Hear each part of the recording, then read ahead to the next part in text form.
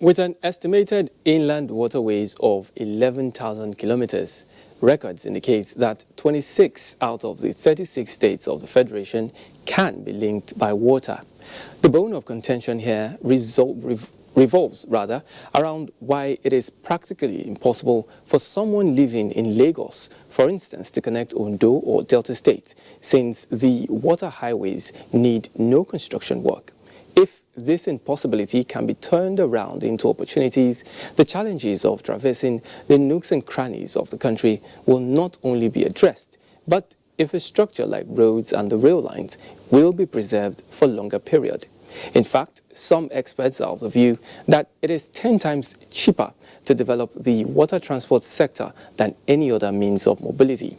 Today on Panorama from the Lagos Network Center, we will be looking at harnessing water transportation for economic growth. I am Dotun Ogmiemi. We'll be right back.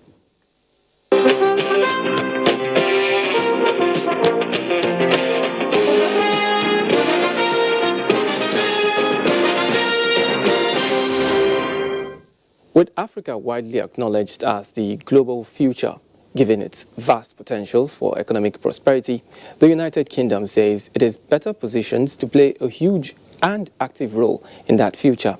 British Prime Minister Boris Johnson gave this assurance at the opening of the first ever UK-Africa Investment Summit in London. President Muhammadu Buhari led Nigeria's delegation to the summit, also attended by dozens of African and British leaders. State House correspondent Adamu Sambo has the report. As a major milestone in international relations, the UK-Africa Investment Summit provides an opportunity for exchange of ideas, equipment and finance towards forging partnerships that can massively create jobs, enrich lives and build relationships of mutual prosperity. Addressing participants comprising heads of state and government, business leaders, investors and entrepreneurs, British Prime Minister Boris Johnson made a case for the UK as the investment partner of choice for African countries. The United Kingdom, he said, has unique expertise and innovation in technology, clean growth, infrastructure and finance capable of feeding the continent's demand for sustainable growth. Africa is the future, and the UK has a huge and active role to play in that future. We want to be with you side by side every step of the way. So let's seize the opportunities that are before us here today. Let's build the partnership for the future. And together, let us write the next chapter for my country, for your country, and above all, for all the peoples of our countries. Prime Minister Johnson, however, used the forum to announce an end to UK support for thermal coal mining or coal power plants overseas, but a wider commitment towards helping Africa's transition away from fossil fuels towards renewable and sustainable forms of clean energy.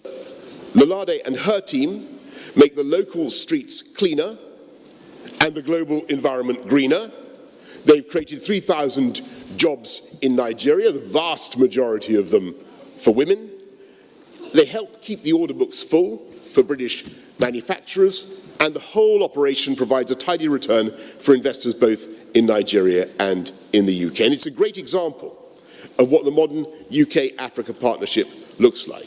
During the summit, £6.5 billion worth of commercial deals have been announced between British and African firms, while setting aside nearly £1 billion in aid for Africa's growth and development in critical economic sectors. The UK has what Africa needs, and Africa certainly has what UK needs. We need the partnership to make it possible for the AfCFTA to work effectively. Nigeria can in fact be the gateway for the UK in the new relationship that is emerging. Nigeria is a huge marketplace, and the scramble for Africa, as it were, has to start with Nigeria if it is logical. So I think it's important that we are here as a country, as a people, as a sub-national government to see what the outcomes and takeaways could be, how many deals can we close, market our country, as well as the opportunities for our country in other countries. The summit with the theme Great for Partnership provides an enduring platform for the revitalization of the highly beneficial linkages between the United Kingdom and African nations towards generating greater development outcomes. From London, Adamu Sambo, NTA News. Now back home in Nigeria, despite expectations that the Lagos-Ibadan Railway project will be completed by April this year, Minister of Transportation Rotimi Amechi says this might not be visible. The minister stated this during his routine monthly inspection of the project. Despite the work done so far at the train stations, as well as laying of tracks along a significant portion of the 157-kilometer standard gauge rail line, construction of bridges and tunnels, the desire to see this 1.5 billion naira project completed by April might not be possible. They believe that by April they will be ready. I don't know if that will be true or not. Let's wait and see. This, the minister attributes to a few delays in getting some of the equipment to work. The fact that administratively they are not able to berth the equipment that they need to complete this. The glasses, the doors, the windows, everything that they've imported are still not even in the seaport, but waiting to berth. And they're not able to berth because it's not yet their turn. So we're going to have a meeting with NTA to resolve all that.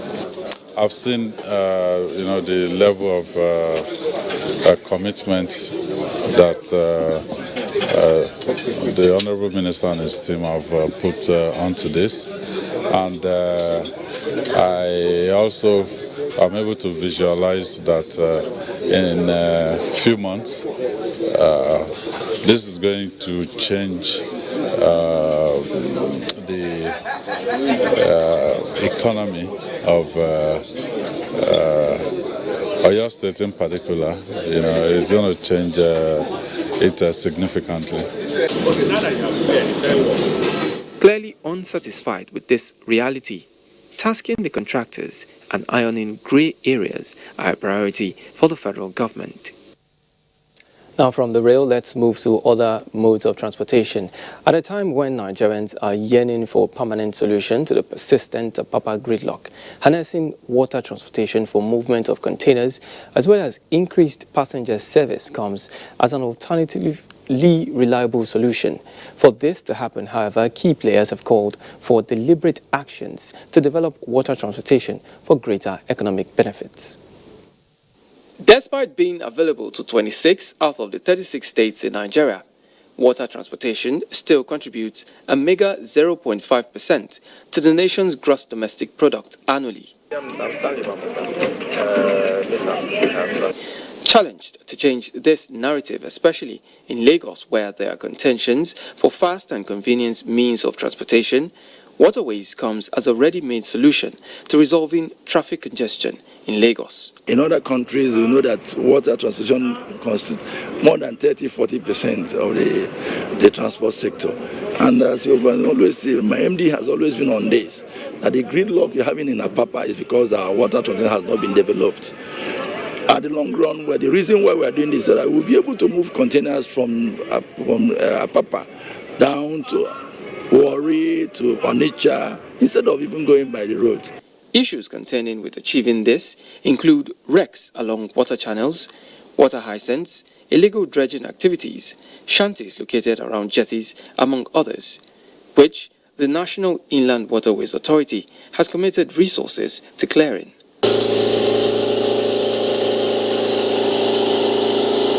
This work has started effectively since 16th of December, and we're here ensuring that it's going on smoothly. There are a lot of efforts being done. As a matter of fact, the wreck removal has effectively commenced in all Lagos channels, starting from Oyibo.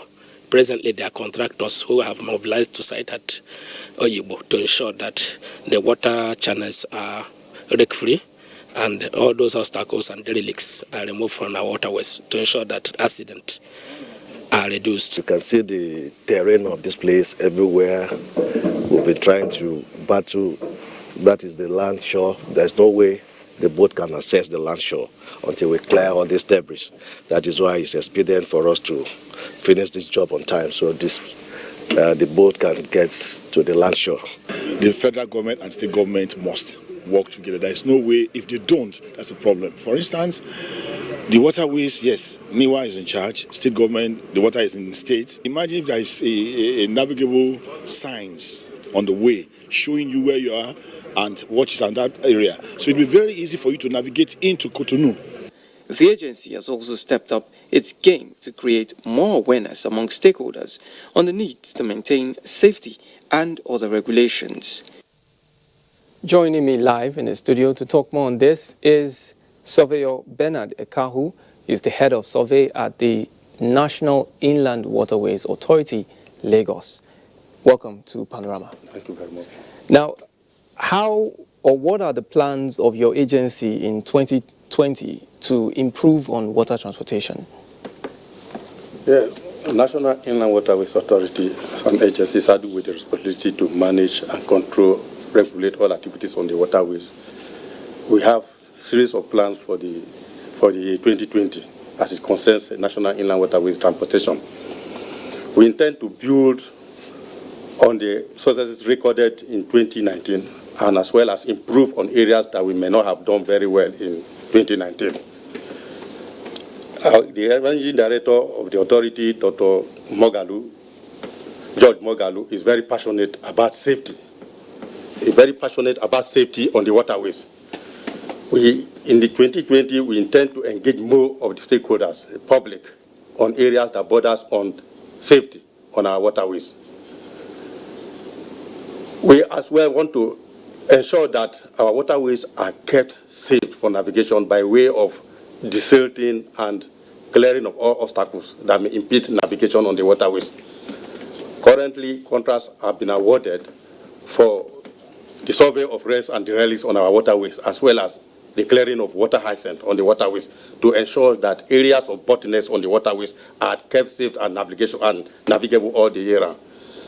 We will equally go a step further to ensure that the waterways are properly buoyed and navigational aids are kept along the channels, designated channels, so that it will provide an avenue for water users to know the designated route on how to ply on the waterways. And what is the present position of the agency in respect to interstate mobility using the waterways? Yes, efforts are equally being explored in order to ensure that the different states are linked by waterways. As a prelude to that, the survey of all of these routes will be conducted. Once surveys are conducted, the channels will be dredged. Areas where needed to be dredged will be dredged and properly buoyed.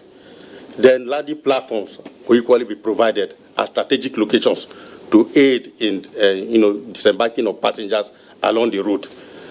This will be preceded by this survey, as I've earlier said. Then we intend also to provide river crafts and then deploy at designated locations in each of these states to ensure that once the landing platforms and facilities are provided, this will complement the efforts of the land transportation, so that the waterways will equally be made viable as an alternative means of transportation. And what are you doing differently? What is the agency going to be doing differently to guarantee safety of commuters? We know that in 2019 there were some mishaps, but what are you going to be doing differently to guarantee safety of passengers? Thank you very much. If you would trace your mind back, you will discover that the rate of both mishaps that we had in 2018 was more compared to that of 2019. Certain measures were being put in place by the authority, like public awareness. We engage the boat operators and the passenger unions more on sensitization as it affects safety. They were made to understand and know things to be put in place to ensure safety while on board the boat. We engage them periodically on safety campaigns. We equally ensure that rickety boats are not allowed to ply our waterways. Then the issue of night sailing is equally very key, because most of these boat mishaps were recorded, especially at night. We de-emphasized the use of the issue of night sailing. No boat operators was allowed to sail at night. Then the issue of alcohol, drunk driving. No boat operator was equally allowed to drink, or no alcohol was brought around the areas where we have our platforms, that jetties and platforms. We de-emphasize issue of boat operators that are, used to issue of taking alcohol before they go on board the vessel to fly the boat. Equally, we ensure that all our passengers put on their life jackets, because in most cases where the menace of this boat may have, we record some of these fatalities as a result of the non-usage of life jackets. We ensure that no jetty, no beach masters allow any boat to cast off without ensuring that all the passengers on board are equipped with life jackets. These were measures that we were able to put in place to ensure that the rate of boat mishaps were drastically reduced to the barest minimum. Now, no doubt there are massive opportunities in water transportation. How massive are these opportunities, and are you looking at getting some, form of foreign direct investment partnership with other agencies, or even foreigners, or even Nigerian nationals? Yes, comparatively, if you want to look at the cost benefits and cost implications when it has to do with the trimodal types of transportation, that is the rail, the water, and the land, the one that is cost effective, cost beneficial, and cheaper is the water transportations. What it will cost the government on a yearly basis to keep the road, to do palliatives on the road by way of maintenance, will not be recorded in water transportation on a yearly basis. Once the landing platforms are provided, you can operate those landing platforms for as much as 40 to 50 years before you can think of doing any remediation work on it. Then the movement of cargoes on the waterways, the volume of cargoes that can be moved on the waterways, if you want to, assess the cost implication of movement of those cargoes on the waterways compared to that of the land, is far, far cheaper on the waterways compared to that of the land.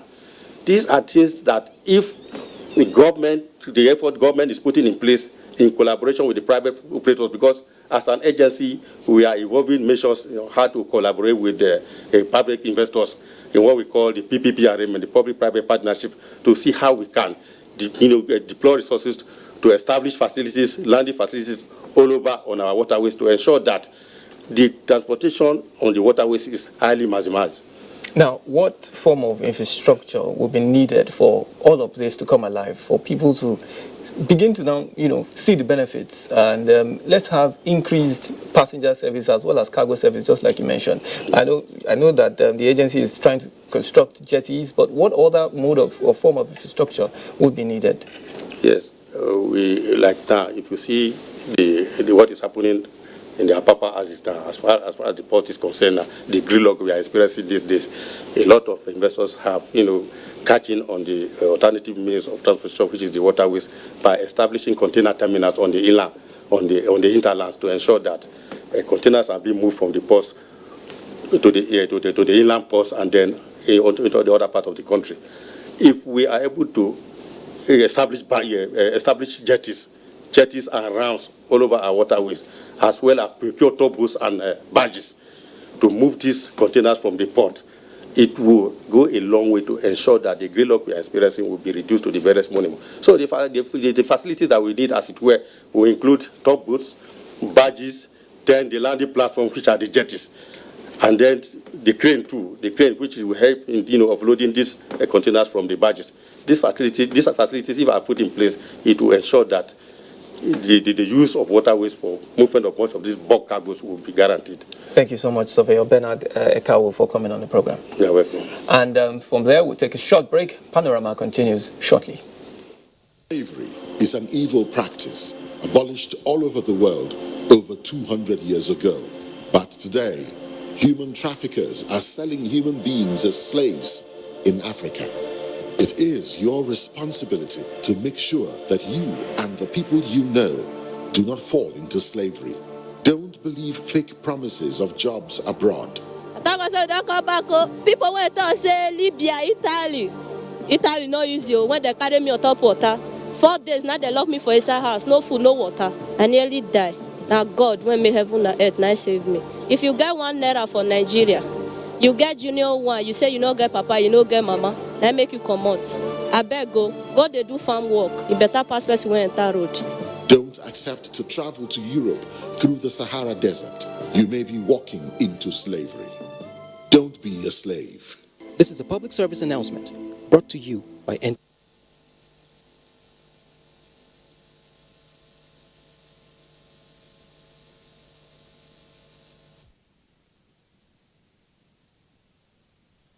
Yes. Now, the Nigerian Meteorological Agency has just released the 2020 rainfall prediction for Nigeria.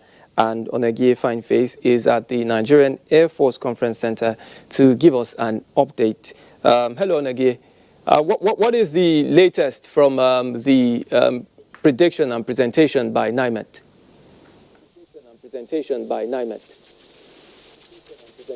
The presentation of the seasonal rainfall prediction is yet to take place, but the event is ongoing now. All the dignitaries, ministers of police affairs, ministers of environment, interior, and of course aviation, they are all on ground.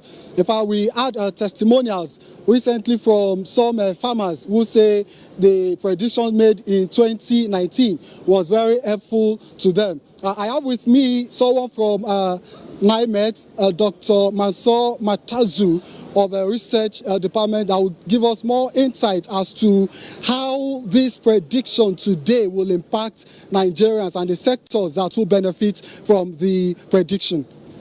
Thank you very much. Good afternoon, Nigerians.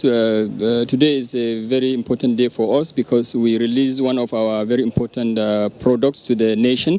That is the 2020 seasonal rainfall prediction. We do this annually, and the content of the prediction is it gives advanced information on the rainfall pattern across the country, across all the 774 local government areas, and how that climatic phenomena will now impact socio-economic activities in agricultural sector, in water resources, health, roads and constructions.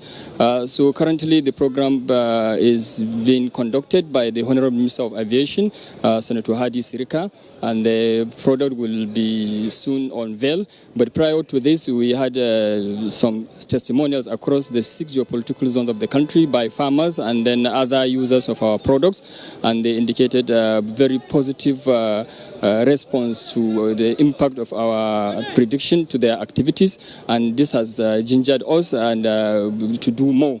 So, Doc, NIMET releases this prediction every year.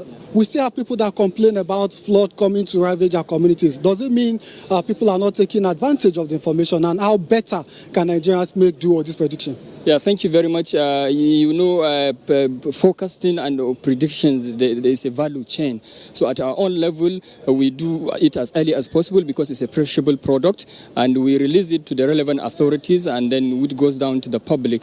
So what we always advise is for government agencies, organizations, all the MDS, including the citizens of the country, to adhere to these advisories and plan well ahead and respond and give us feedback on the performance of this forecast. So when we plan using the forecast, definitely the impact of this extreme event will be reduced. All right. Thank you, Dr.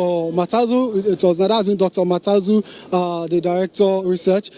So we're back to you now, Dr. Noguyemi. Are there questions you would like us to look at from the NAV Center? Well, I would like you to also look at how do people begin to prepare to reduce the impact of this prediction that NIMET has given. I mean, what should they begin to now consider?